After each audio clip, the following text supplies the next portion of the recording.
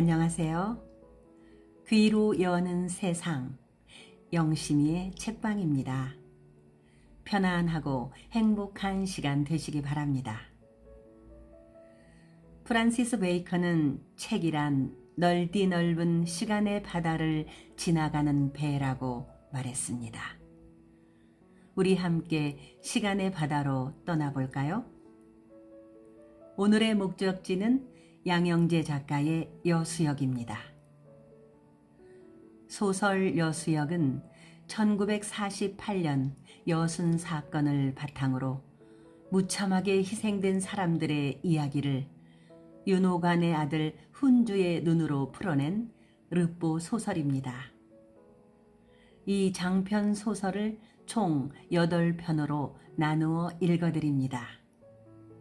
그럼 양영재 작가의 여수역, 지금 시간의 바다로 출발합니다. 여수역, 양영재. 쌀. 기차는 만성리 굴에서 빠져나오자마자 요란하게 기적을 울려대면서 여수역에 진입했다. 귀환정을 지나칠 때까지 호랑이 울음소리 같은 기적을 질러댔다. 서울행 완행 야간 열차가 출발하면서는 아예 플랫폼에서부터 기적을 울려대면서 만성리 굴에 들어갔다. 굴 앞 기찻길에서 사람이 죽고 나서부터다.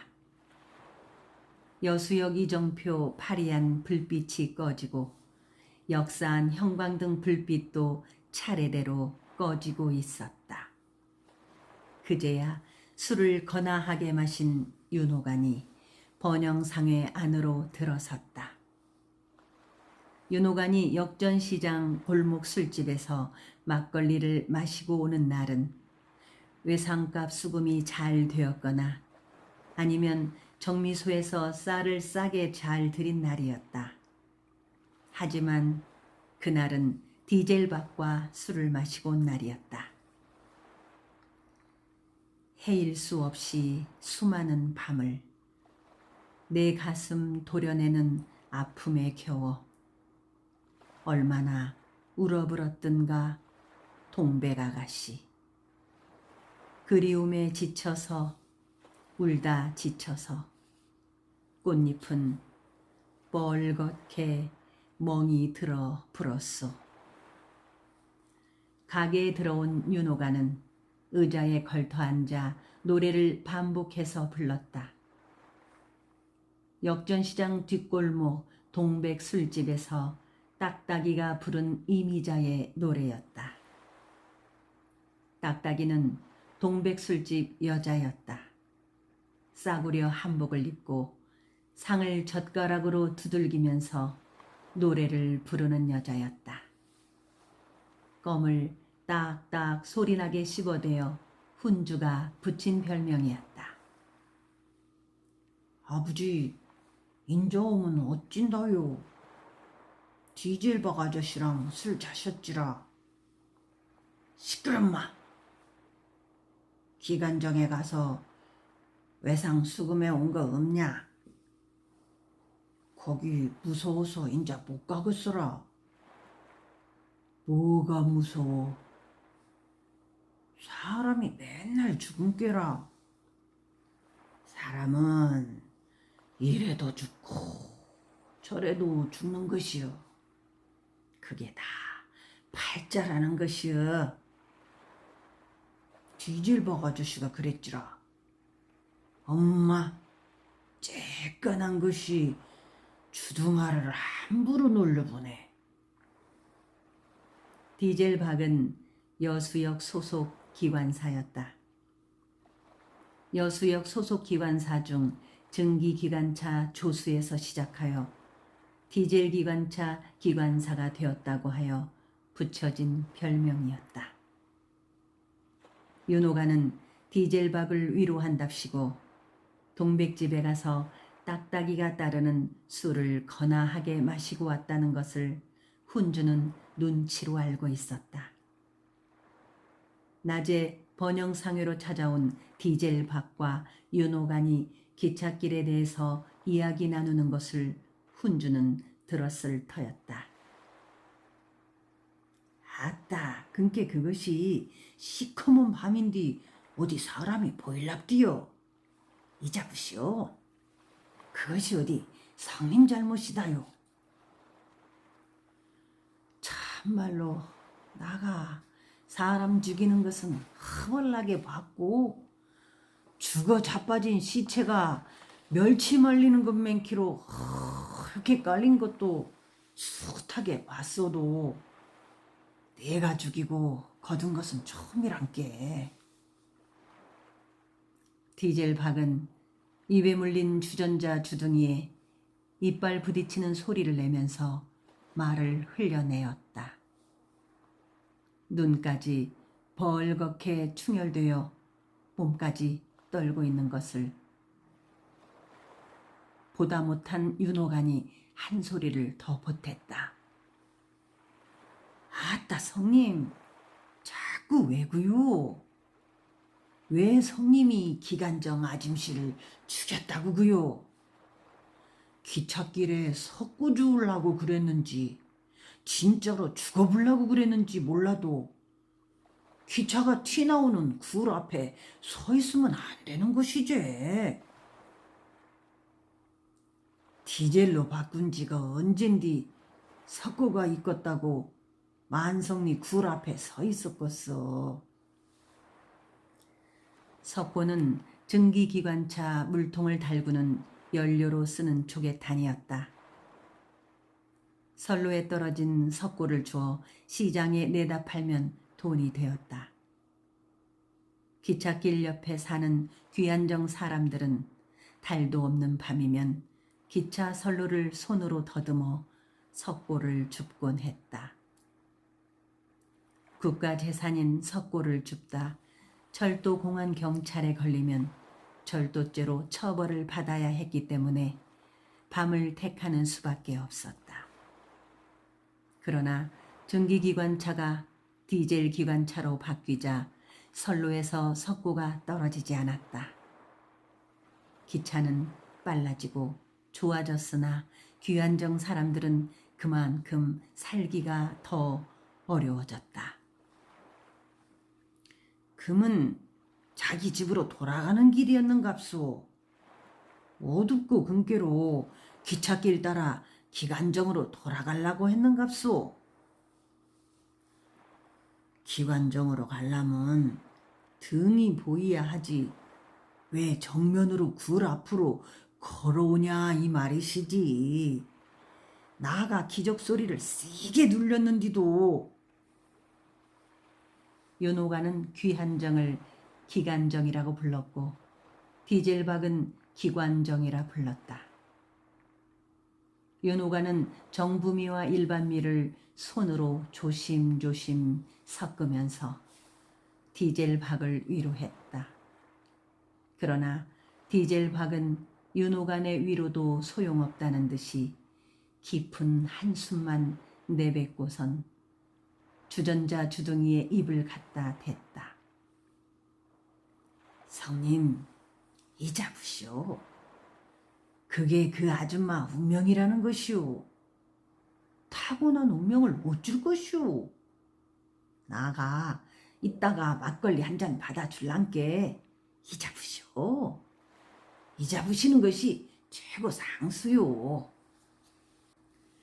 정부에서 제공한 국동 새마을 동네 야산으로 옮겨가지 않은 홍양숙 엄마는 업둥이 아기를 업은 채 만성리 굴 앞 선로 위에서 기차에게 몸을 맡겼다.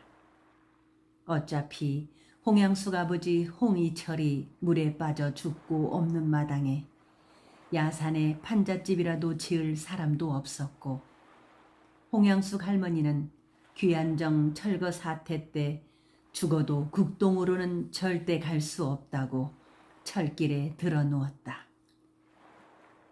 그렇게 발버둥을 하여 귀안정에서 떠나지 않았지만 더 이상 봉지쌀을 가슴에 안고 여수역 광장을 걸어서 철길을 건너는 모녀 그림자는 볼 수 없게 되었다. 여수역 아크릴 이정표 불빛이 꺼지듯 어둠 속에 운명으로 사라져버렸다. 홍양숙도 교실에 더 이상 나타나지 않았다. 번영상의 미닫이 문을 열고 들어오지도 않았다. 어디론가 사라져버린 벌거벗은 생명이었다. 홍양숙 엄마가 기찻길에서 죽고 난 며칠 후였다. 쌀 가게 번영상회에서는 윤호간이 아들 훈주에게 쌀을 되에 담는 기술을 가르치고 있었다. 쌀 때문에 여수에서 벌어졌던 참변을 온몸으로 고스란히 겪었던 윤호간은 때려서라도 되에 쌀을 담는 기술을 가르쳐야 했다. 야, 이놈의 새끼야, 그렇게 흔들지 말란께. 아이고, 아프단께요. 아버지, 나 대갈통 깨지요. 근께 되를 흔들지 말란께. 군다고 밉대로 대갈통을 때리보면 어찐다요. 야, 이 새끼야, 쌀 한 톨이 농부들 피 한 방울이고 한 돋박이 사람 목숨 하나요. 뭐가 된다요? 아버지, 이놈이 아무것도 모르지야. 쌀 대박하고 사람 목숨하고 바꾸는 것이요. 그런 법이 어디 있다요? 요놈아, 아버지가 니만 올 때는 요 쌀 한 줌만 씹어 먹으면 죽어도 소원이 없겠더라.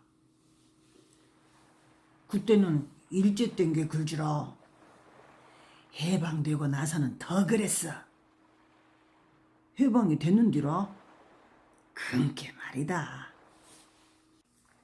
훈주는 아버지 말을 도무지 이해할 수 없었다. 어린 시절에 해방을 맞은 윤호간 역시 이해할 수 없는 일이었다. 나라가 일제에서 해방되었다고 해서 달라진 것은 없었다. 해방이 되자 조선 사람들이 착각한 것이 두 가지 있었는데, 하나는 굶주림에서의 해방이고 또 하나는 압제에서의 해방이었다. 그건 정말 순전히 조선 사람들의 착각이었다. 말이 해방이지 조선 38도 이남은 미국의 점령지였다. 명령에 복종하지 않으면 처벌하겠다는 포고령이 미 육군 태평양 총사령관 메가더로부터 시작해서 남한 미군정 하지 중장까지 연달아 발표하면서 옴짝달싹하지 못하게 하니 조선 사람들이 착각을 해도 대단한 착각을 했던 것이다. 쌀이 없으면 보리 묵으면 됐건디요. 이 새끼야, 방긋기라고 보리라도 있는 줄 아냐? 보리도 공출로 싸그리 딱딱 걷어가 불어서 씹어먹을 것이라고는 산에 칡밖에 없어 불어. 아버지, 근데 공출이 뭐다요? 농사지은 곡식을 빼앗아가는 것이요. 누가라? 미군이. 나가 농사지은 것을 왜 미군이 빼앗아간다요? 배급으로 준다고 함시롱. 일제 대신 남한을 점령한 미군정은 처음에는 쌀을 미국식으로 자유대로 사고 판다고 했다. 그러나 2달도 못 되어 쌀이 부족하고 쌀값이 치솟자 미군정 행정을 담당하는 미군청은 갑자기 일제강점기 시대로 되돌아가서 배급제를 하겠다며 미국 수집령을 담벼락에 붙이고 다녔다. 미군정 아래에 있는 조선경찰 경무대는 미군청의 허가 없이 쌀을 사고 팔거나 운반하다 발각되면 추후의 용서도 동정도 있을 수 없다고 엄포를 놓았다. 배급제를 하든 자유로 사고 팔든 해방된 조선 사람 기대대로 배만 고프지 않으면 되는데 오히려 일제강점기보다 더 굶주려 갔다. 그래도 미국 매매 단속을 피해 신월리나 광양 간첩지나 미평 등지에서 농사짓는 사람들이 시장에 쌀을 내다 몰래 팔았다.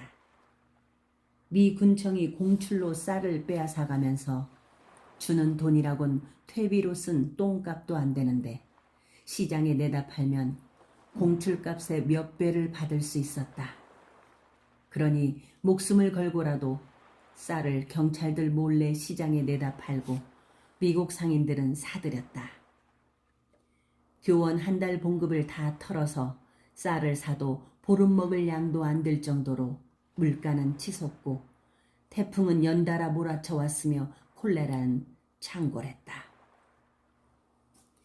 이래저래 굶주림은 일제강점기 때보다 더 심해졌다. 가뭄과 태풍 때문에 흉작을 면치 못해도 미군청에 의해 내려진 공출량을 채우기 위해 동원된 경찰의 수탈 행위는 악랄했다. 여수 사람들이 입을 다물고 있어서 그렇지 일제강점기 때에는 조선인 경찰이 쌀을 공출할 때에도 볼이나 잡곡은 거두어 가지 않았고 여자가 해산하여 쌀주기라도 하려고 하면 그 정도는 눈을 감아 주었다. 흉작이 들어 기근에 시달리면 조선 총독부는 쌀은 거두어 가더라도 보리를 일본에서 가져와 배급하여 민심 동요를 사전에 막았다. 그러나 미군정은 조선인들에게 쌀은 목숨과 다름없다는 사실을 모르고 무조건 배급을 위한 공출만 강압했다. 그렇다고 배급이 제때 이루어지지도 않았고 양도 적었다. 일제강점기 때에는 2홉 반을 배급받았지만 미 군정 하에서는 한 홉이었다. 근데 아버지, 왜 미군이 우리나라에서 근다요? 미군이 일본한테 이겼은께. 아, 근께 나가 우리 반 아그들하고 싸매갖고 이겨불어서 급식빵 빼사 쬐까니 논아준 거맨키요? 훈주야, 니가 너그 반 아그 때리갖고 보리빵 빼사 먹었냐? 학교에서 2사람한테 급식빵 1개밖에 안 주라. 그래서 네가 뺏어 먹어버렸냐? 예, 그놈이 코피 난게 아무 말도 안 하던디요. 에라이 닦아지 마야. 한 대 맞아라. 근다고 친구를 때리갖고 네가 다 뺏어 먹어버려? 수득세 받아 처먹었냐? 아이고 아버지, 왜 자꾸 대갈통 때려? 나가 문 나까지 마요. 그러다가 그놈이 달라들면 어쩌려고 뺏어 먹어? 윤호가는 훈주 머리를 밀대로 다시 한번 툭 쳐버렸다. 일제강점기 때보다 배가 더 고팠던 미군정 시절을 겪었던 터라 쌀을 빼앗겼던 석삭은 감정이 불쑥 되살아났기 때문이었다. 나까지만은 어린 훈주도 알고 있을 정도로 악랄했던 일본 강점기 때 일본인 지조였다. 나까지만은 조선인을 동원하여 광양만 일대를 간척하기 위해 간척지 불화를 약속했다. 그 대신 일정 기간 동안 정해진 소출을 갖다 바치는 조건이었다. 나라가 빼앗겨 땅이 없는 조선인 농민들은 그렇게 해서라도 자기 땅을 가질 수 있을 것 같아 기꺼이 노역을 하여 간척지를 개간했다. 바다를 막아 간척지를 개간한다는 것은 산에 돌로 성을 쌓는 것보다 더 힘든 일이었다. 바다를 막는다고 해서 바로 논이 되는 것이 아니라 개간을 위해서는 땀을 섞어야 했다. 간척지 불화 약속을 받은 조선인 노역자들은 땅을 기름질게 만들기 위해 퇴비로 아이들 똥까지 받아서 뿌렸다. 그것도 모자라면 인근 섬 사람들 똥을 받아와서 개간을 해나갔다.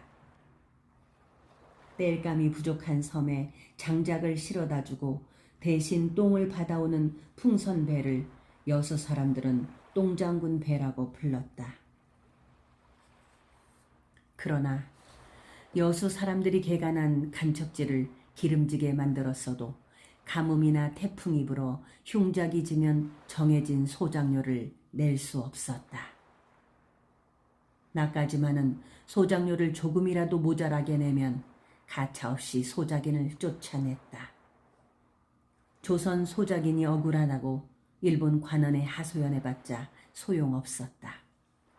그런 식으로 광양만 일대 거대한 간척지가 나까지마 소유가 되었던 것이다. 일본이 패망하고 일본인 지주들이 여수에서 물러간 후 주인 없는 적산 농경지 땅을 여수 사람들은 나까지마 땅이라고 불렀다.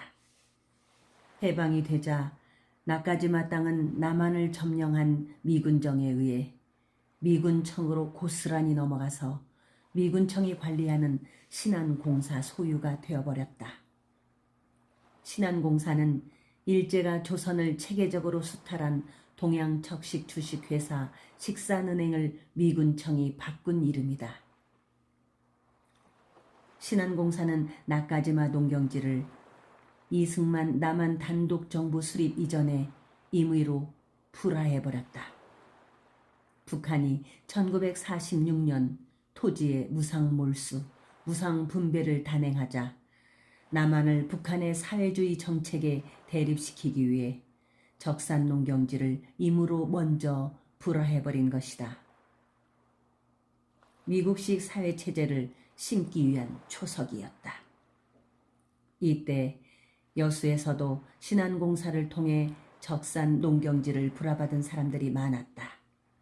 그 중에는 홍양숙 할아버지도 있었다.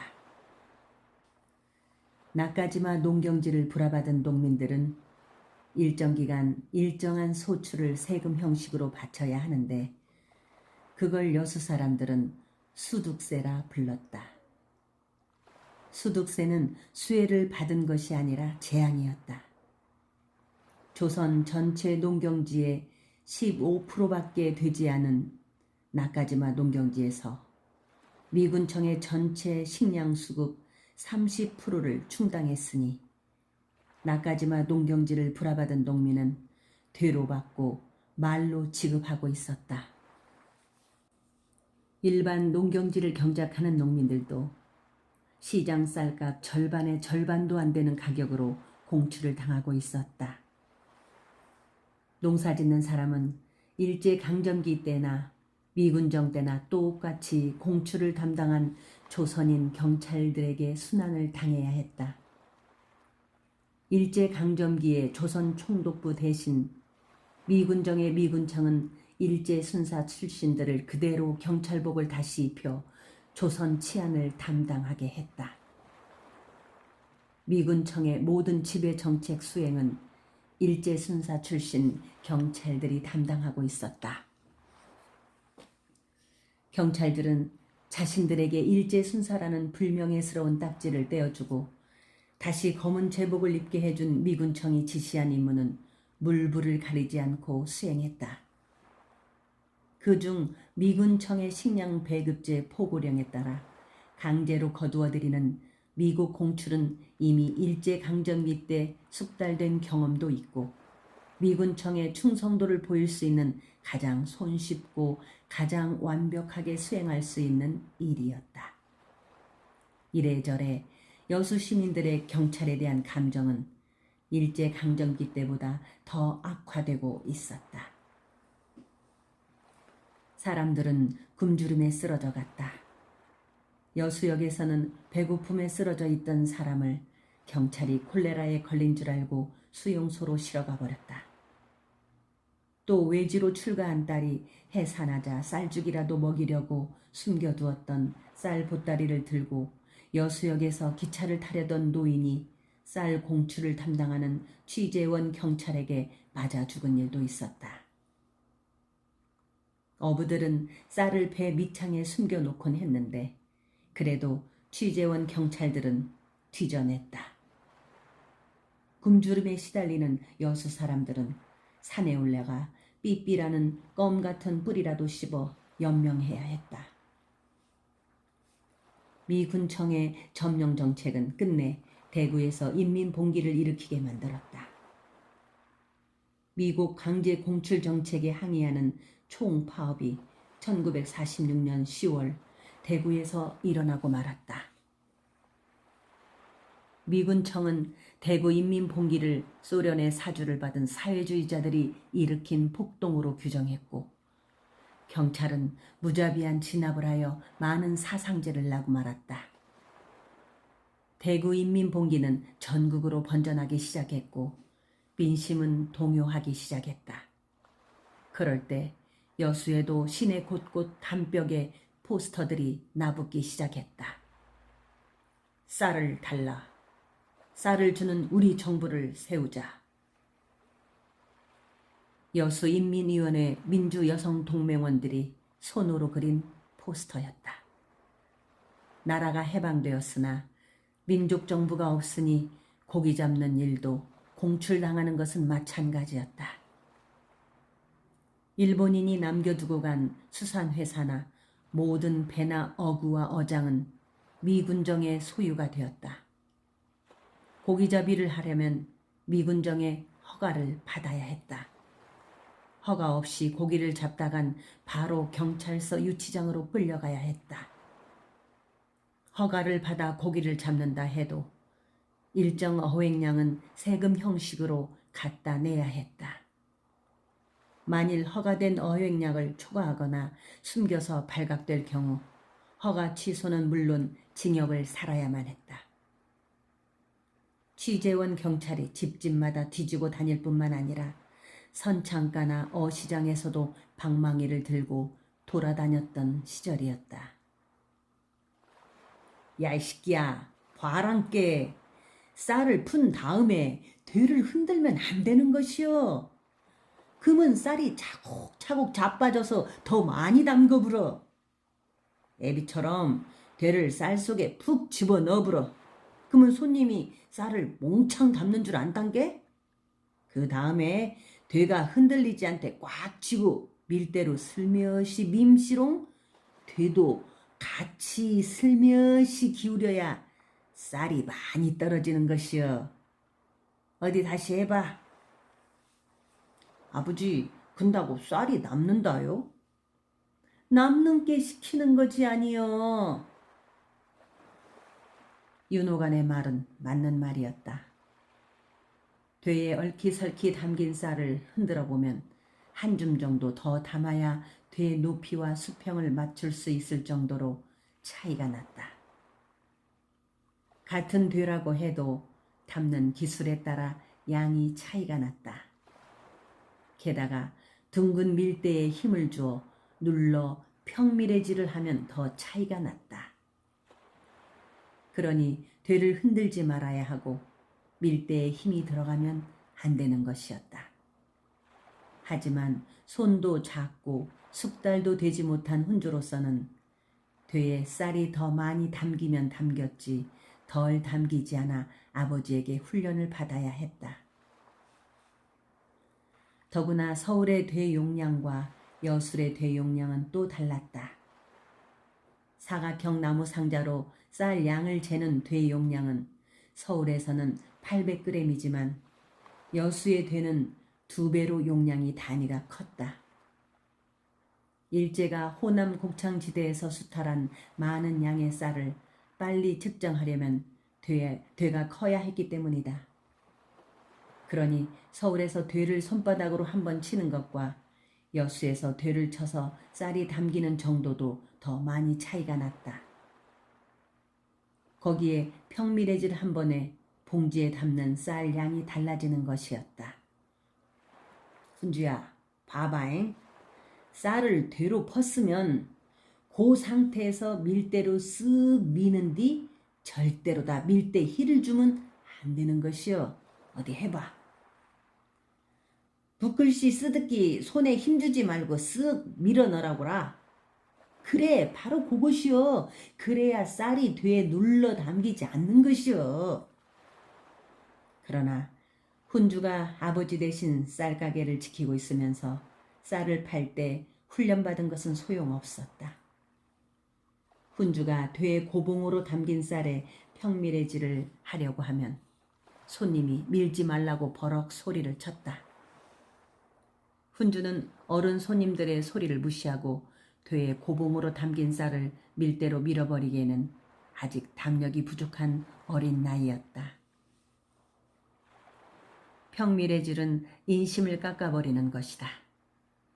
그래서 되의 쌀이 고봉으로 담기면 밀대로 밀어 되의 용량에 맞추지만 어느 정도 선에서는 멈춰 쌀 인심을 보태주었다. 하지만 그것은 엿 장사꾼 가위치기와 마찬가지로 쌀 장사꾼 마음이었다. 한 되가 담기는 봉지쌀을 사가는 덕충동 사람들이나 귀안정 사람들에게 쌀 장사꾼 평미래질은 예민한 사안이었다. 근데 아버지, 홍양숙 엄마한테 외상값 못 받았는디 어찌까라? 어찌건 어째 이자 불어야지. 이자 뿌면 어쩐다요? 적어놓고 냉중에라도 받아야지라. 요 새끼가 쬐깐한 것이 사람이 죽었는데 인정머리가 없네. 한 대 맞아라. 윤호가는 훈주 머리를 밀대로 야무지게 때렸다. 박달나무로 만들어진 밀대는 경찰들이 옆구리에 끼고 다니는 홍두깨 방망이처럼 단단하여 사람 머리를 내리치면 두개골이 부서지지 않는 것이 다행일 정도였다. 소나귀에 잡히는 돼 밀대이기에 망정이지 쌀 10대가 담기는 한 말 큰 밀대였으면 훈주는 쓰러지고 말았을 것이다. 아버지 왜 때려요? 나는 아버지가 시켜서 외상값 받으러 허벌나게 댕겼는디라. 이 새끼야, 근다고 사람이 죽었는디 외상값 타령이나 하고 자빠졌냐? 보지락스런 놈 같으니라고 원. 홍양숙이 저그 할머니는 있을 건디요. 나가 저그 할머니 때문에 얼마나 고생했는디요. 맨날 외상값 안 줘라. 시끄러. 할매도 곧 죽게 생겼더라. 외상값이고 뭐고 봉투에 풀이나 붙여. 사실 훈주가 남의 사정을 이해하는 간사의 성질이 부족해서 그런 것이 아니었다. 연탄 공장에서 일하던 홍양숙 엄마가 죽었는지 살았는지 실감하지 못하고 있기 때문이었다. 다만 아버지가 외상값 심부름을 더 이상 시키지 않고 있다는 것만 중요했다. 외상값을 주지도 않으면서 무섭게 노려보던 홍양숙 할머니를 더 이상 찾아가지 않아도 되는 것은 잘된 일이기도 하고 외상값을 받아 삥땅을 칠 수 있는 기회가 사라진 것은 섭섭하기도 했다. 훈주가 용돈을 받기 위해 쌀을 담아 쌀 봉투에 풀칠을 하고 있는 동안 윤호가는 책상 의자에 앉아 외상장보를 들여다보았다. 홍의철 집이라고 칸을 만들어 놓은 장부 갈피에 주판을 대고 빨간 볼펜으로 2줄을 쭉 그었다. 홍양숙 집안은 외상값만 남긴 채 몰락했다. 대마저 끊긴 채 몰락한 집안인데 쌀 한 말값도 안 되고 연탄 50장도 안 되는 외상값을 못 받은 것이 전혀 섭섭해야 할 일이 아니었다. 윤호가는 마음이 검은지 한 손으로 턱을 괴고 한 손으로는 책상을 손가락으로 툭툭 치면서 노래를 흥얼거렸다. 여수는 항구였다. 철썩철썩 파도치는 꽃피는 항구. 안개 속의 기적소리 옛님을 싣고 어디로 흘러가나 재만 남은 이 거리엔 부슬부슬 이슬비만 나린다. 여수는 항구였다. 마도로스 꿈을 꾸는 남쪽의 항구. 어버이 혼이 우는 빈터에 서서 옛날을 불러봐도 오막살이 처마 끝엔 부슬부슬 부슬비만 나린다. 아버지, 그거 이미자 부른 노래다요? 임마, 니는 시끄러운 게 봉투에 풀이나 잘 붙이. 아버지는 맨날 이미자 노래만 부른디 이상한 노래를 부른 게 말지라우.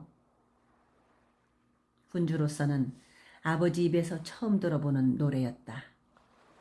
여수 블루스라는 노래는 윤호간 집안이 살던 여수 서쪽 마을을 떠나 여수 동쪽 덕충동 토끼산에 움막을 짓고 살기 시작한 그 해부터 여수 사람들 사이에서 입에서 입으로 전해졌던 노래였다.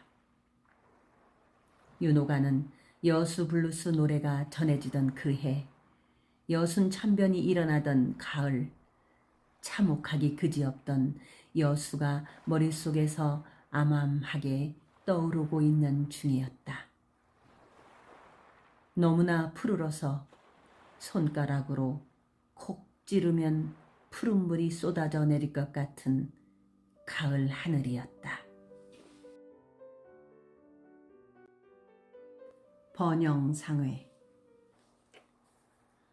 윤호가는 번영상의 대표 명패가 놓인 철제 책상 의자에 앉아 밖을 암상궂게 노려보고 있었다. 꼭 닫힌 가게 미닫이 문 쪽창에는 땡볕이 달구어져 아지랑이처럼 피어오르는 여수역 광장 열기가 고스란히 비춰지고 있었다. 쌀가마니에서 풍겨나오는 시척지근한 냄새가 가게 안에서 빠져나가지 못하고 있었다. 그럼에도 팔짱을 끼고서 다리를 책상 위에 얹어 꼬고 앉아 콧김을 연신 뿜어내면서 벌끈거리는 것이 목니가 단단히 난 표정이었다. 번영상의 미닫이 문 앞에는 기차 놀이하듯이 줄을 이어선 아이들이 늘어서 있었다. 옆 가게로 들어가기 위해 줄을 선 아이들이었다. 여름이면 아이스바라고 하는 아이스 케이크를 찍어내던 얼음 공장 가게였다. 차례대로 얼음 공장 가게로 들어간 아이들은 나무에 비닐을 두텁게 입혀 만든 얼음 상자를 어깨에 메고 나와서는 아이스 케이크 사려 소리를 외치면서 길거리 여기저기로 흩어져 갔다. 얼음 가게에서 받은 얼음 과자를 다 팔고 나면 얼마씩 돈이 남기 때문이었다. 쌀가게 주인 아버지 덕분에 피지땀을 흘리며 얼음 과자를 팔러 다니지 않아도 되는 훈주이지만 꽉 닫힌 미닫이 가게문 때문에 이마에 땀이 쭈르르 흘러내리고 있었다. 아버지, 문 좀 엽시다. 더워 죽겠단게요. 냅둬야. 손님 안 들어와 보면 어찌고요? 저놈이 쫑푸 공장에서 얼음 찍어내던 놈인데 외놈들한테 얼음 기술을 배우더만 인자 돈을 쓸어 담어. 아들 훈주의 걱정은 아랑곳하지 않고 윤호가는 혼잣말로 딴소리를 했다. 번영상회 옆에 얼음 공장 가게가 들어서면서부터 하루에도 몇 번씩 되풀이되는 말이었다. 그러면 아버지도 얼음 공장 해불지 몰라고 쌀장사 했다요. 그은께 말이다. 미군들이 얼음 공장을 팔라면 나한테 팔아야지. 아버지가 쫑포 얼음 공장에서 주임으로 있었은께라. 글지. 나아가 사물을 볼 것이 아니라 기술을 배웠어야 쓴디. 아버지, 근데 쫑포 얼음 공장이 본래 일본 놈들 것이담시오? 글지. 일본 놈들이 만들었지. 윤호가는 자신이 얼음 공장 사장이 못되고 쌀가게 주인밖에 못된 것은 순전히 미군청의 잘못 때문이라고 아들 훈주에게 자주 말했다. 윤호가는 지금의 여수 서초등학교인 보통학교를 졸업하고 나서 지금의 하멜 수변공원이라고 불리는 쫑포 선창가 일본인 소유 제빙 공장에서 주임 일을 하다가 해방을 맞았다. 일제강점기 때 여수 바다는 바닷물에 손만 넣으면 고기가 잡힐 정도로 개체수가 많았고 고급으로 쳐주는 어종도 많았던 바다라서 큰 일본인 수산회사들이 많았다. 선어라고 하여 잡은 고기를 살짝 얼린 다음 회를 떠서 먹기 좋아하는 일본인들은 선창가에 제빙회사를 세워 얼음을 고깃배에 공급했다. 얼음에 재운 고기는 배에 실려 일본으로 갔다.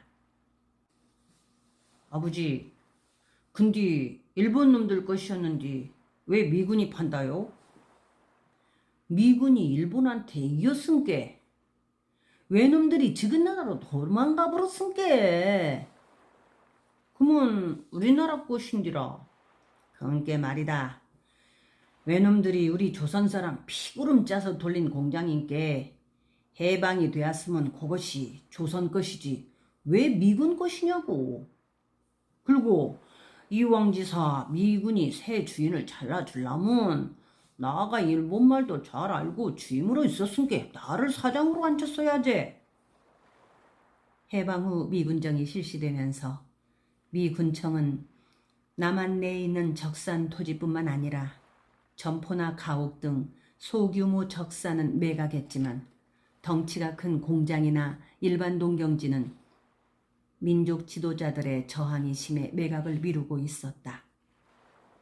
그러다 이승만 남한 단독 정부가 들어서자 신안공사를 통해 급하게 불화를 시작했다.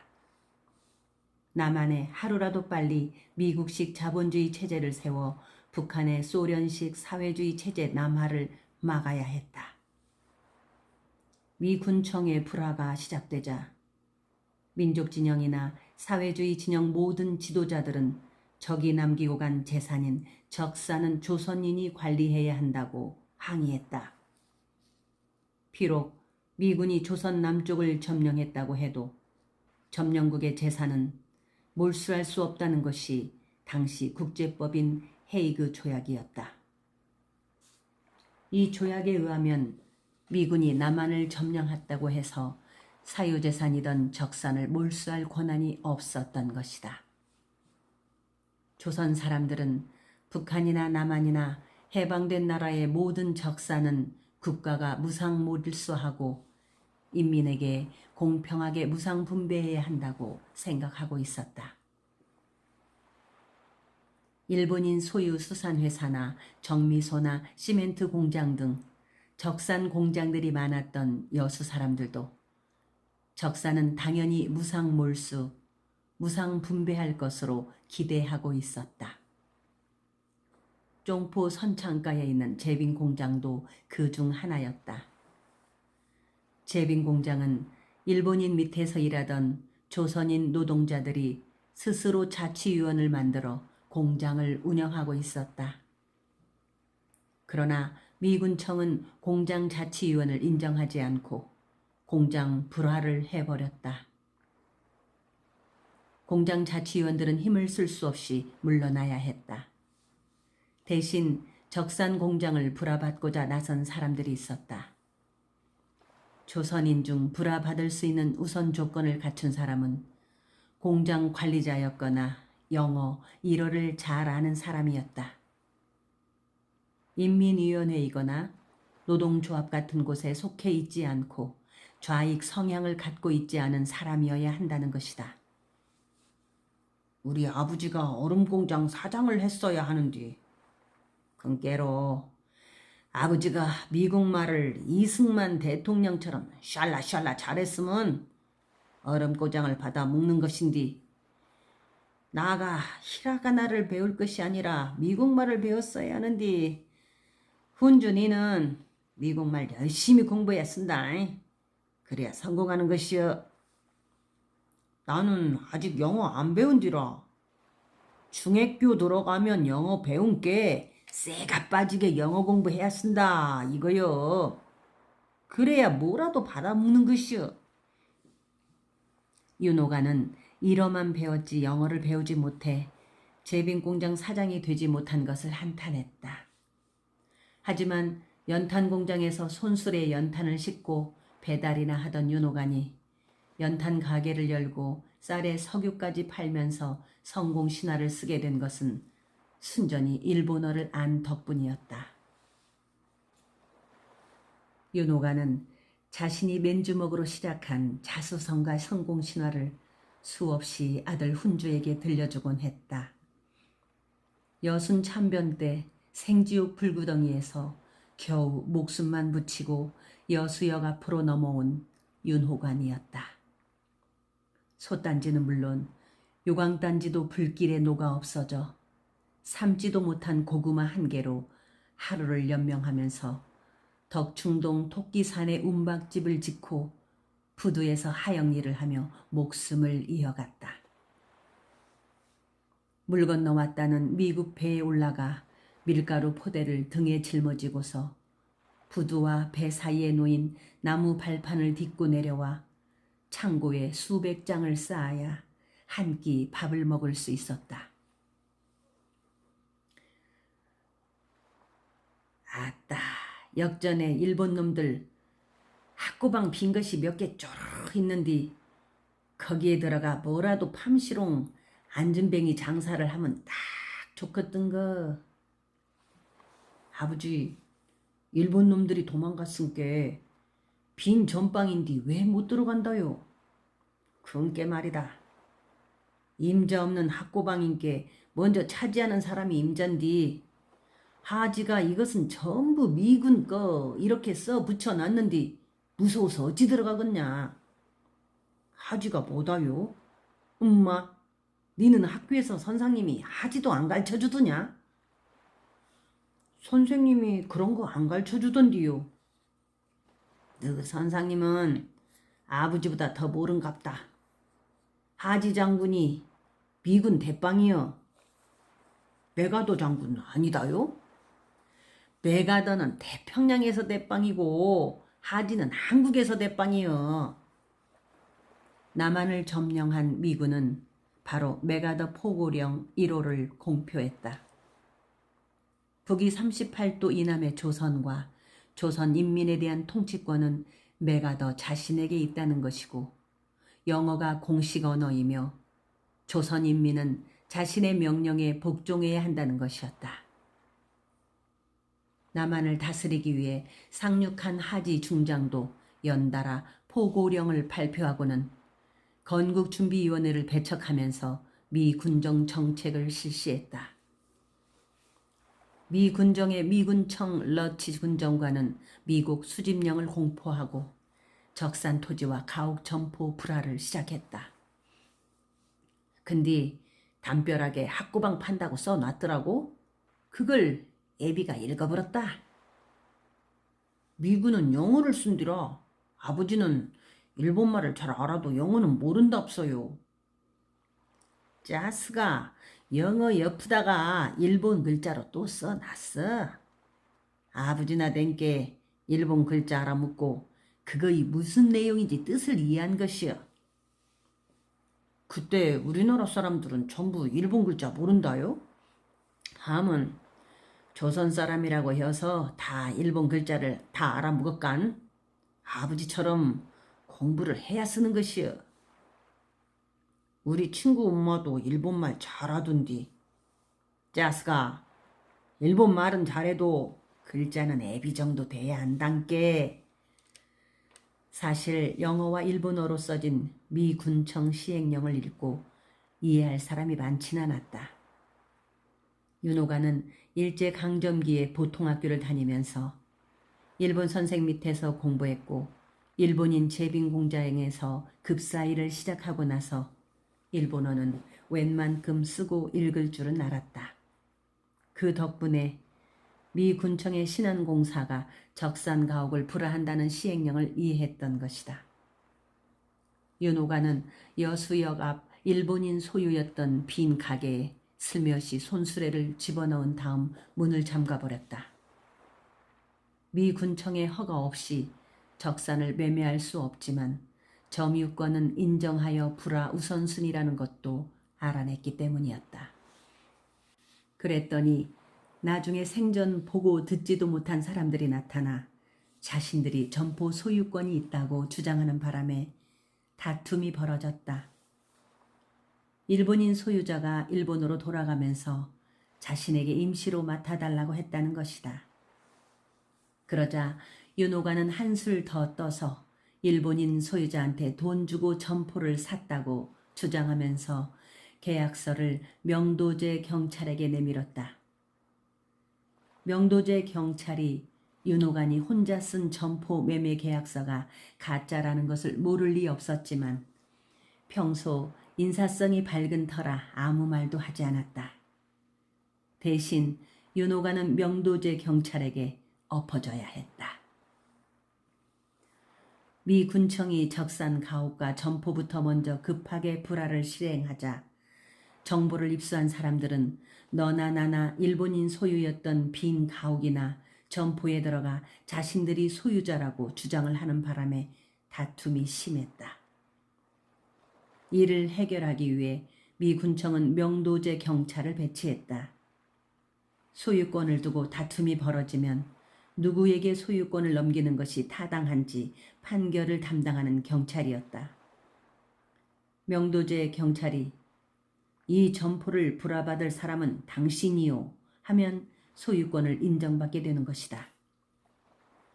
게다가 불화 금액을 신한공사에서 장기 저리로 대출해주니 이자를 내다 말든 그건 나중 일이고 일단 명도만 받으면 그야말로 횡재를 하게 되는 것이었다. 그 대신 명도제 경찰이 수시로 점포를 찾아오면 윤호가는 역전다방에 계란 노른자를 띄운 쌍화차를 주문하고 봉투를 마련해야 했다. 여순 참변 때 집을 잃고 여수역 앞 덕충동 토끼산에 움막집을 짓고 연명하던 윤호간의 성공 신화는 그렇게 시작되었다. 금은 아버지가 하지 장군한테 전방을 산 것이다요? 산 것이 아니고 불화받은 것이제. 아버지, 불화가 뭐다요? 불화라고 하는 것은 또 이를테면 아버지처럼 일본말을 잘하거나 아니면 미국말을 샬라샬라 잘하거나 하는 사람한테 맡아달라고 하는 것이요. 그러면 차라리 정미소나 아버지가 주임으로 있었다는 그 쫑포 얼음 공장을 불화받을 거지. 쬐깐 가게를 받았다요. 그게 그것이 웃겨본단 말이야. 일본 놈들이 도망갔은 게 일본 놈 똥구멍 밑에서 쇠가 빠지게 일하던 사람들이 공장을 돌리는 것이 도리에 맞는디 아니면 관리를 하던 사람한테 줄라면 나가 주임으로 있었은 게 나가 맡아야 하는 것인디. 윤호간의 생각은 자신이 공장을 인수해야 한다는 것만 빼고는 공장자치위원회 노동자들 생각과 같았다. 그러나 여수제빙공장 자치위원회는 경찰에 의해 강제 해산됐다. 미 군청은 미 군청의 명령에 절대 복종해야 한 조선 인민들이 반발하고 나선 것은 소련의 사주를 받은 남노당이 주도하여 일으킨 것이라 판단했다. 대구 10월 총파업이 경찰의 무자비한 진압으로 많은 사상자를 내며 제압되자 여수인민위원회도 수면 아래로 들어갈 수밖에 없었다. 저항하는 기운이 수면 아래로 들어가자 그때를 틈타 신한공사 여수지부는 신속하게 적산 농경지와 점포 가옥을 불화해버렸다. 윤호간이 불화받은 점포가 역전 연탄 가게 간판을 붙이고 번영하기 시작한 것은 한국전쟁이 끝난 후부터였다. 부둣가 하역 작업에서부터 시작하여 한국전쟁 중에는 폭탄을 등에 이고 나르던 지게부대인 보국대를 하면서 배달을 몸에 익힌 윤호간이었다. 가정연료로 연탄이 보급되자 연탄 공장에서 도매로 받아온 연탄을 점포에 쌓아놓고 팔기 시작한 것이다. 아따 그거 재밌더라고잉. 연탄 몇 장을 팔아본 게 밥값이 나와 불더만. 훈주 니는 아직 그 맛을 모를 것이다. 역전시장을 이용하는 덕충동 일대 주민들이나 귀환정 사람들은 연탄을 몇십 장씩 사서 집에 쌓아둘 형편이 못 되었다. 하루에 필요한 연탄 한두 장을 사야 하는데 연탄 공장에서는 낱개로 살 수 없었다. 할 수 없이 돈을 더 주고 윤호간 연탄 가게에서 낱장으로 연탄을 사야 했다. 여수 선창가가 있는 남쪽과 달리 여수역이 있는 동쪽은 새바람을 피할 수 없어 겨울이면 추웠다. 더구나 판자로 지은 움막집들은 우풍이 사정없이 파고들어 더 추웠다. 조개탄이든 연탄이든 아궁이 불을 지피지 않으면 동상에 걸려 손발이 썩어 들어가야 했다. 한겨울 동안 목숨을 지켜내기 위해서는 연탄이 반드시 필요했다. 있고 닉고 상고 용고 꽂고. 아버지, 다 안 팔리면 어쩌려고 왕창 사부요? 짜스가 천년 묵은 것으로 만든 것인데 100년 간다고 썩을 줄 아냐? 물만 안 묻으면 되는 것이여. 애비가 다 못 팔고 죽어쁘면 네가 팔면 되는 것이여. 아따, 나 연탄 장사 싫어라. 그러면 연탄 공장 사장 해불어라. 연탄은 싫단 게라. 그러면 쌀을 팔던지. 쌀 장사도 싫어라. 그러면 정미소 사장 해불어라.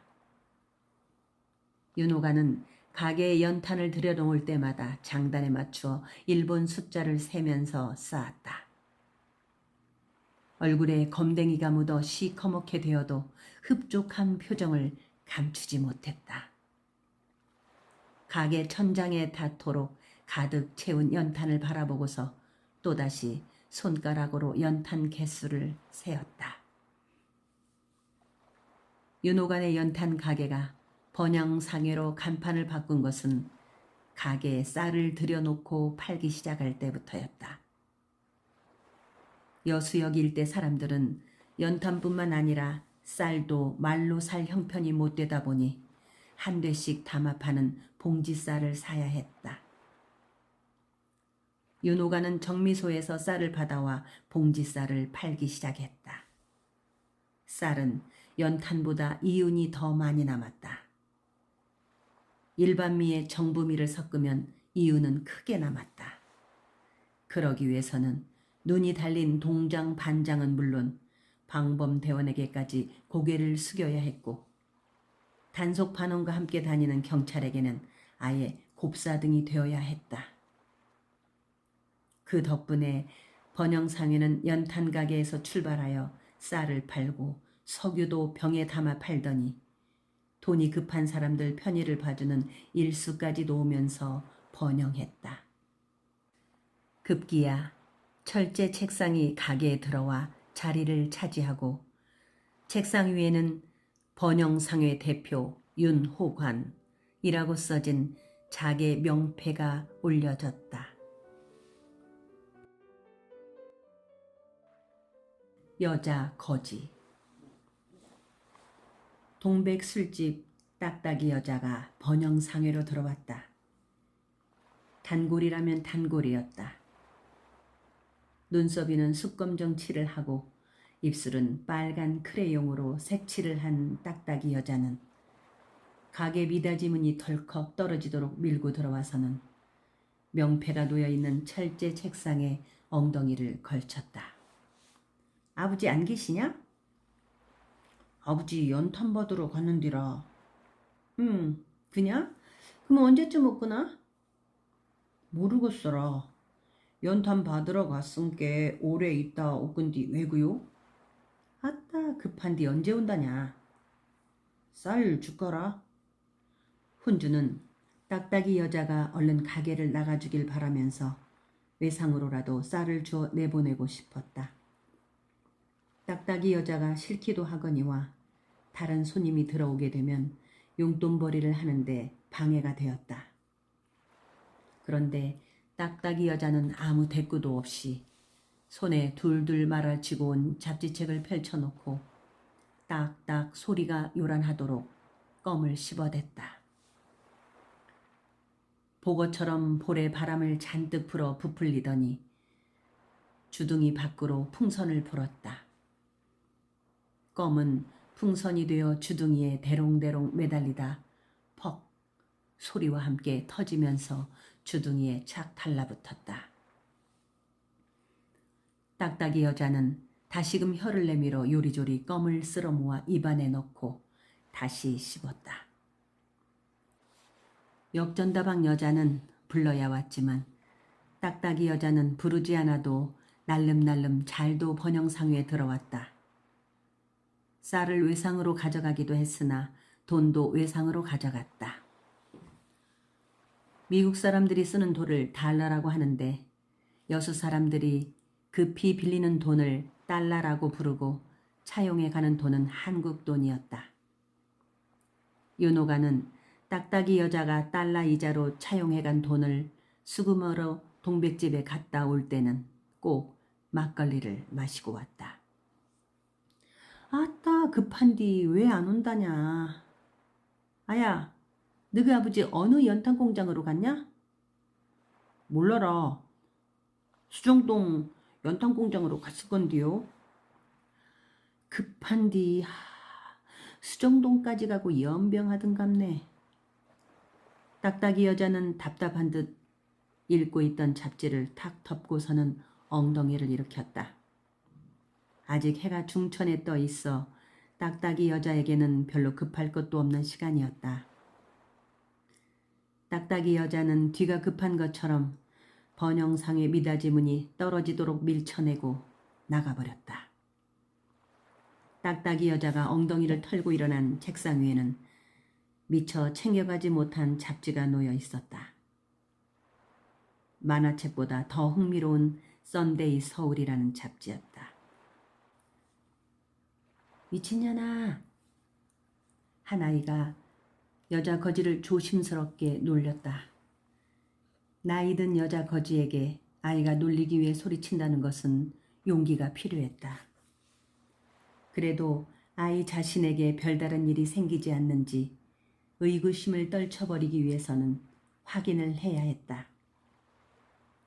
여자 거지는 피시시 웃기만 할 뿐 구석진 곳에 앉아 있었다. 의구심이 떨쳐진 아이는 조그만 돌을 집어 여자 거지에게 던졌다. 여자 거지가 별다른 반응을 보이지 않자 이번에는 다른 아이가 좀 더 큰 돌을 던졌다. 거지라도 돌을 던지면 되나 싶었던 아이들의 의구심이 사라지고 난 다음 던진 돌은 컸다. 아이들이 던지는 돌은 점점 커지고 많아졌으며 반복되었다. 그때 수정동 연탄 공장에서 연탄을 떼서 손수레에 싣고 나오던 윤호관이 아이들의 몹쓸 짓을 봐버렸다. 야 이놈의 새끼들아, 어디서 못된 짓들을 해? 잡지에 실린 기사가 아무리 자극적이라도 전부 서울에서 일어나는 내용이었고 여수에서 일어난 사건 기사는 없었다. 여수에서 일어난 사건이 서울까지 전달되기에는 너무 멀리 떨어져 있었다. 그나마 지방신문이 소식을 전하긴 했으나 여수 소식이 서울에 있는 신문사에 제대로 전달되기에는 먼 거리였다.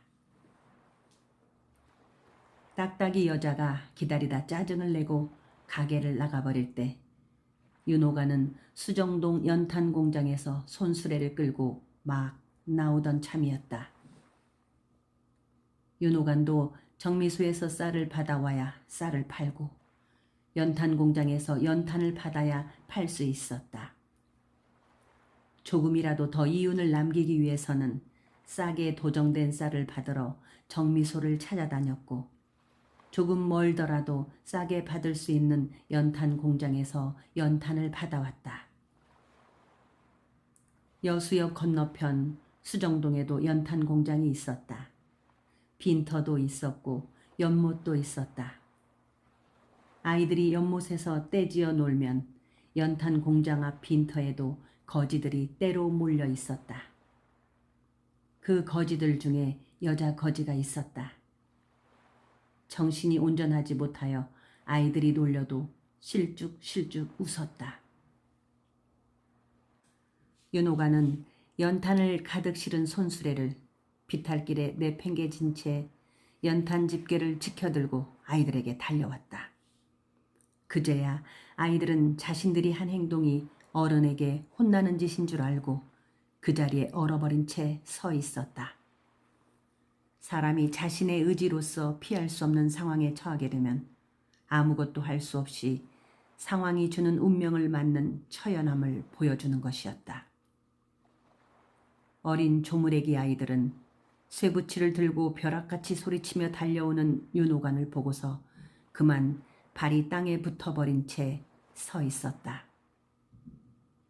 그 상황에서도 숨는 아이들도 있었다. 윤호관은 콧김을 풍풍 내뿜고 연탄 집게를 허리춤에 찼다. 그리고 아이들을 무릎 꿇리고 숨은 아이들을 향해 소리쳤다. 좋게 말할 때 숨은 놈 나와라. 나가 너희 집들 다 안 깨. 집으로 쫓아간다. 만약에 안 나오면 진짜 범인으로다 알아볼란께. 나와라. 그 말은 금방 효과를 나타냈다. 누구 집 몇째 자식이라는 것을 다 아는 동네에서 당장 도망을 쳐서 위기는 모면할 수도 있겠지만 나중에 더 비싼 대가를 치러야 하는 것이 염려된 숨은 아이들은 하나 둘씩 모습을 드러냈다. 윤호가는 아이들을 전부 무릎 꿇렸다. 아이들은 그때까지만 해도 자신들이 한 짓이 어른한테 뺨까지 맞아야 하는 짓인 줄 몰랐다. 나는 안 그랬어라. 구경만 했어라. 숨었던 아이 중 한 명이 자신은 돌을 던지지 않았다고 울먹거렸다. 나머지 아이들도 돌을 던진 것은 자신이 아니라고 발뺌했다. 그러면 누가 했냐? 조사해보면 다 밝히진께 자수해라. 요런 초마탕만한 것들이 어디서 징한 것을 배워갖고 어떤 놈들이 돌을 던졌는지 빨랑 자수해란께. 윤호가는 몹시 화가 나 있었다. 아이들은 성난 황소처럼 날뛰는 윤호간 모습을 보자 더욱 얼어붙어 버렸다. 아이들은 자수를 해야 무서운 상황에서 살아남을 수 있는 것인지 아니면 끝까지 오리발을 내미는 것이 살아남는 길인지 판단을 하지 못하고 있었다. 그래서 침묵만 하고 있었다. 자수하면 용서해 줄 건게 빨랑 자수해라. 안 그러면 너그 담임 선생님한테 끌고 가본다. 아이들 낯빛이 어두워지기 시작했다. 담임 선생님에게 끌려가면 분명 부모님 모셔오라고 할 것이고 그렇게 되면 사건이 걷잡을 수 없이 일파만파로 번질 판이었다. 아이들은 도무지 자신들의 생각으로는 상황을 받아내기 힘들어졌다. 그럴수록 더욱 가만히 있었다. 어떤 결과가 내려지든 가만히 있으면서 주어진 결과를 받아들이는 무기력 상태에 빠져들고 있었다. 호적에 잉크도 안 마른 것들이 벌써부터 오리발을 내미네. 근다고 나가 모를 줄 아냐? 너희들 전부 손바닥 까봐. 아이들이 고개를 숙이고 침묵을 하고 있자 더 화가 난 윤호가는 아이들 손바닥을 하나씩 펴서 흙이 묻어있는 아이를 골라냈다. 나는 한 개밖에 안 던졌어라. 거짓말 치고 있어. 나가 전부 다 봤는디 한 개밖에 안 던졌어? 진짜라. 나는 한 개밖에 안 던졌어라. 그러면 돌 던진 놈을 네가 골라내. 안 그러면 전부 네 혼자 던진 것으로다 한다. 지목받은 아이는 머뭇거렸다. 같은 동네에 사는 친구들인데 자신이 공포 상황에서 벗어나기 위해 다른 아이를 지목하기에는 차마 힘든 일이었다. 그래도 자신이 공포 상황에서 벗어나려면 돌을 던진 아이를 지목해야 하는 정도는 계산이 되었다. 윤호가는 아이가 그런 계산을 빨리 하도록 만들려면 공포 상황을 극한까지 몰고 가면 되는 것이었다. 윤호가는 먼저 골라낸 아이의 뺨을 모질게 후려쳤다. 요 새끼가 네 혼자 돌 다 던졌지. 나는 진짜로 한 개밖에 안 던졌어라. 진짜란 게라. 그러면 또 돌 던진 놈들 찍어내란 말이다. 안 그러면 네 혼자 다 맞든가. 윤호가는 손바닥을 번쩍 치켜 세웠다. 그제야 아이는 자신이 살기 위해서는 다른 아이를 지목해야 한다는 생각이 확연하게 들었다. 오들거리며 쥐고 있던 주먹에서 집게 손가락을 폈다. 무릎을 꿇고 있는 아이들은 손가락이 자신을 지목할까봐 땅만 쳐다보고 있었다. 또 사람한테 돌을 던지는 것은 짐승이 나는 짓이여. 사람한테 하라고 학교에서 선생님이 가르치더냐? 그리고 사람한테 징한 짓을 한 놈을 감싸주면 그 놈이 더 나쁜 놈이여. 왜 그냐면 징한 짓을 나쁘게 생각하지 않는다는 것인게 금은 또 큰다 이것이여. 금은 어찌됐거냐? 사람들이 살 수 있겠냐?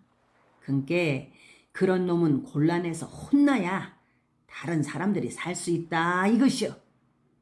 친구라고 감싸주면 공멸한다 이 말이여. 뭔 말이냐면 다 죽는다 이거여. 알겠냐? 윤호가는 연탄 집게를 찬 허리춤에 손을 개발처럼 척 얹고서 아이들에게 일장연설을 쏟아냈다. 아이들이 혼이 나야 하는 이유를 설명해야 잘못한 짓에 대한 대가를 받아들이는데 저항이 줄어들고, 지목을 하는 아이에게는 자신의 손가락 지목이 친구를 해코지 하는 것이 아니라 친구들이 안전하게 살 수 있는 환경을 만들기 위한 의로운 행위임을 알려줄 필요가 있었던 것이다. 그러나 아이들은 그게 무슨 말인지 분별하지 못하고 있었다. 알겠냐 이놈아? 네. 그러면 빨리 찍어내란 말이다. 손가락을 편 아이는 마지못해 대답을 하긴 했으나 정말 이해를 해서 대답한 것은 아니었다. 다만 판단할 수 없는 자신의 행동을 훈주 아버지 판단에 의존했을 뿐이었다. 더구나 당장 자신들의 생사 여탈권을 쥐고 있는 훈주 아버지가 하는 말이었다. 그러나 얼렁뚱땅 대답을 하긴 했어도 막상 돌 던진 다른 아이들을 손가락으로 지목하려고 하니 또 뭔가 마음에 걸려 머뭇거렸다. 윤호가는 아이의 머리통을 사정없이 쥐어박아 버렸다. 요놈 봐라. 그거 이 너희들 의리여? 그건 의리가 아니고 친구를 더 못쓰게 만드는 것이여. 그리고 네가 혼자 다 했냐? 그러면 네만 혼나면 쓰겄냐? 머리를 맞은 아이는 아무리 어른이고 훈주 아버지이지만 머리통이 아프니 자연 반감이 갔다. 그런데 요상하게 반감이 분출되는 방향은 윤호간이 아니라 다른 아이들이었다. 괜히 다른 아이들 때문에 자신이 맞는 것 같아 화가 났다. 그래서 손가락을 편 아이는 무릎을 꿇고 있는 다른 아이들 중 평소 친하지도 않고 이전에 다툰 적이 있는 체구 작은 아이를 향해 손가락질을 했다. 야, 이 새끼야. 나가 언제 돌 던졌냐?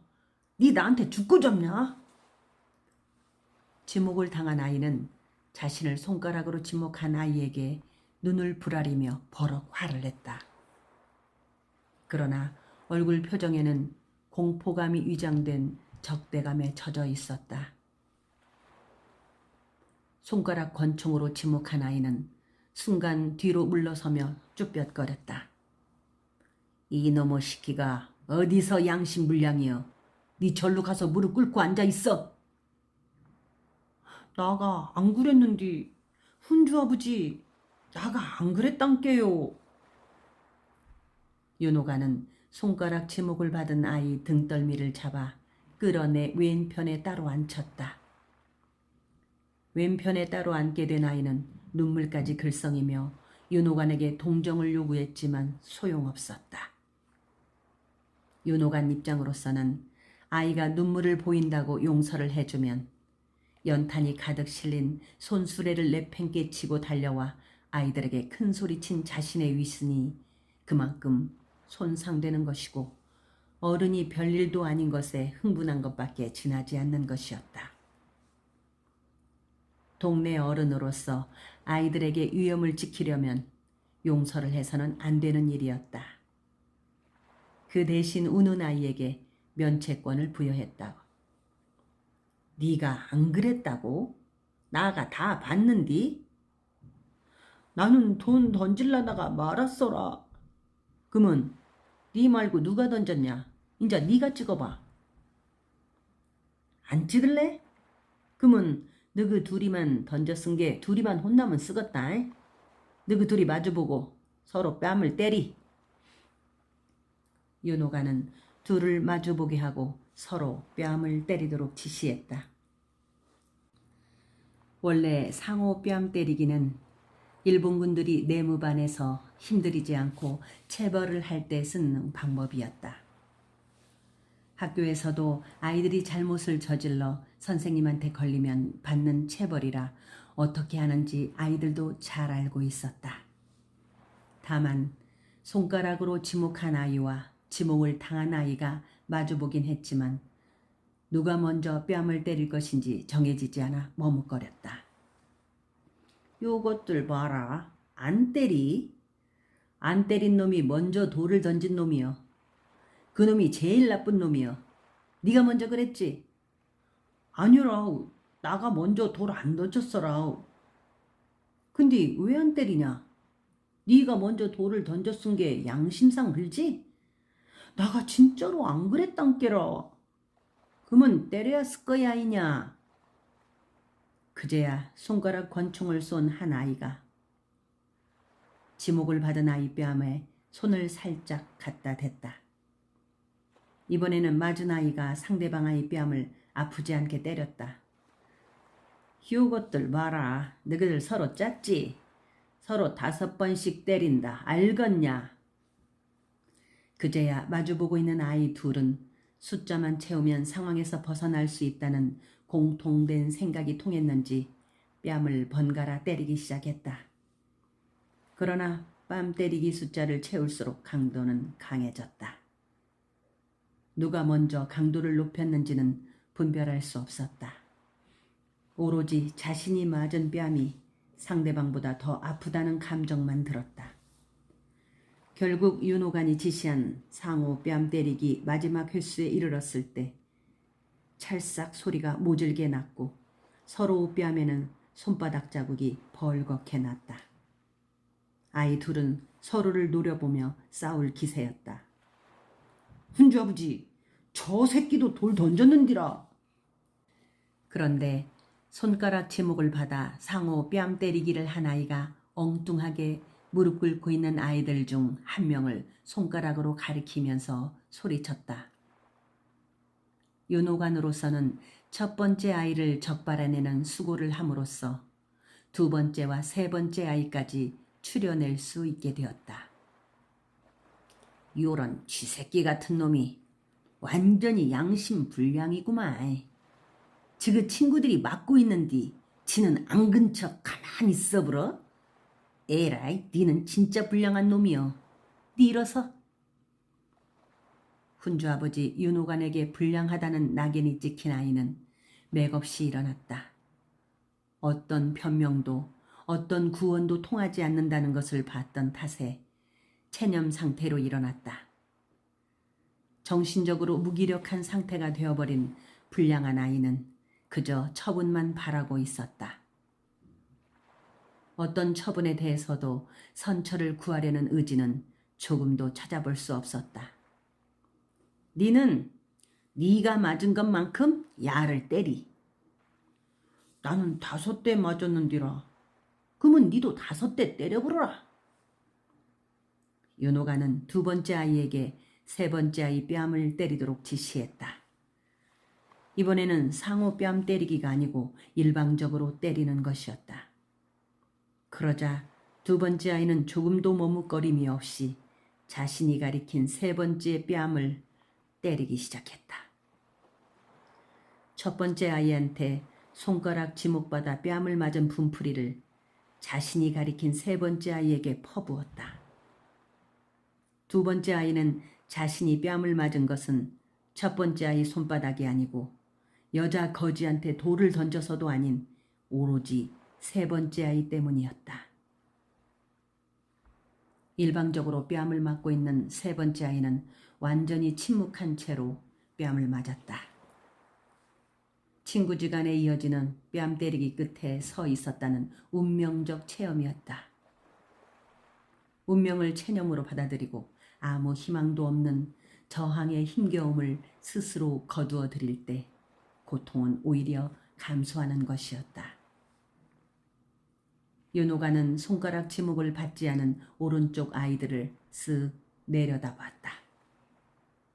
아이들은 움찔거리며 더 오른쪽으로 움직이면서 밀집했다. 왼쪽에서 뺨 때리기 하고 있는 아이들과 조금이라도 더 멀리 떨어지고 싶었던 것이다. 니는 이름이 뭐냐? 문부용이요. 응, 그냐? 그러면 니는 이름이 뭐냐? 고형손이요. 그냐?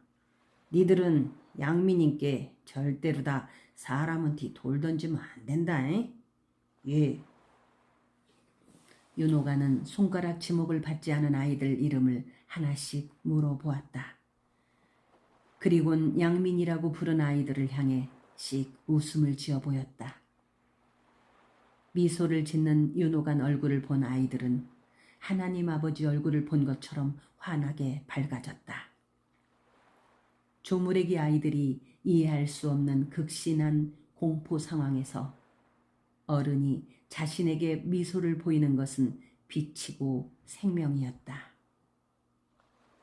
공포감을 조성했던 윤호가는 아이들에게 어느덧 거룩하게 보이고 있었다. 근데 너희는 불량한 놈들이여. 윤호가는 손가락 지목을 받아 연속적으로 뺨을 맞는 아이들 이름은 물어보지도 않았다. 그냥 불량한 놈들이라고 뭉쳐서 불렀다. 그러나 불량한 놈들로 불린 아이들에게 이름은 있었다. 윤호간이 동네 아이들을 양민과 불량한 놈으로 분류하자 비로소 어른으로서 권위와 위엄을 아이들로부터 확인받고 있었다. 여자 거지에게 돌을 던진 것에 대한 옳고 그름은 사라지고 오로지 어른으로서 윤호간의 권위와 권능만 수정동 연탄 공장 앞 공터에서 빛나고 있었다.